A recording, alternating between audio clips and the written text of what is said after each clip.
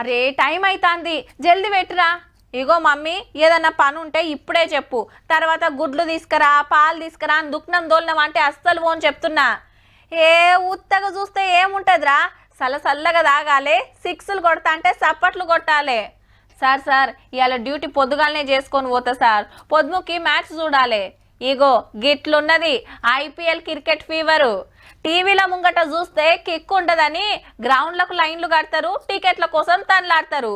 కానీ గీళ్ళ కొట్లాటే చిత్రం ఉందబ్బా.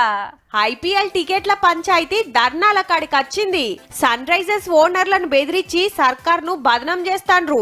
హైదరాబాద్ పతారా పల్సా చేస్తుండ్రని హైదరాబాద్ క్రికెట్ సంఘం పెబ్బ జగన్మోహన్ రావు మీద గుస్సాయిండ్రు పడుసు కాంగ్రెస్ ఓళ్ళు.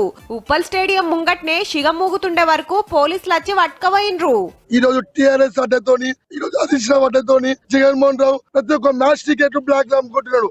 జగన్మోహన్ రావు ఈ రోజు పైసలు పెట్టి కాంప్లిమెంట్ టికెట్ పంపిస్తాడు. ఇంతకు లొల్లేందంటే సన్ రైజర్స్ టీం తమిళనాడోళ్ళది, స్టేడియం హైదరాబాద్ క్రికెట్ సంఘానిది. ఆటకు ₹1,00,00,000 తీసుకొని కిరాయిస్తుర్రు. 39,000 సీట్లుంటే 100కి 10 లెక్క 3,900 టికెట్లు ఫ్రీనే మనోళ్లకు. లేలే ఇంకిన్ని కావాలని సతాయిస్తుండ్రు. గిట్లయితే హైదరాబాద్ కెళ్ళి వెళ్ళిపోతామన్నారు సన్ రైజర్ వాళ్ళు. నియంగానే పోతే హైదరాబాద్ కు మరకంటుతది, సర్కార్ కు చెడ్డ పేరు వస్తది. గందుకే స్పెషల్ ఎంక్వైరీ ఏపిస్తుంది గవర్నమెంట్. ఈళ్లను ఆళ్లను కూకుండా పెట్టి ఎన్ని టికెట్లు ఇచ్చిండ్రు, అవి బ్లాక్ లగిట్లా అమ్మిండ్రా అని తెలుసుకునే పనులున్నారు.